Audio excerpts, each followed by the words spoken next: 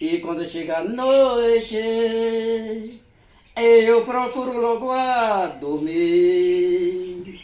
Eu me levanto de madrugada cedinho, vou para a cozinha, faço café, pego a chave do carro, entro dentro, sai dirigindo pela estrada.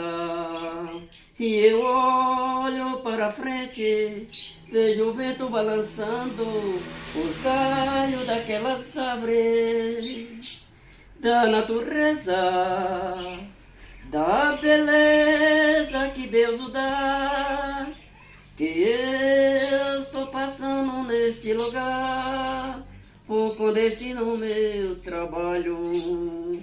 Chegando lá, eu vou lutar junto com meu povo, vou esquecer todo o cansaço da minha vida, só vou olhar para Deus, agradecer pelo dia que Ele dá para mim.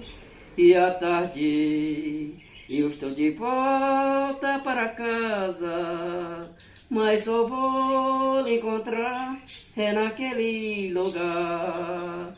Mas você não saia daí, que eu só vou te procurar, é onde você está. Mas você não acreditou em mim e não me esperou pelo amor que eu tinha pra te dar.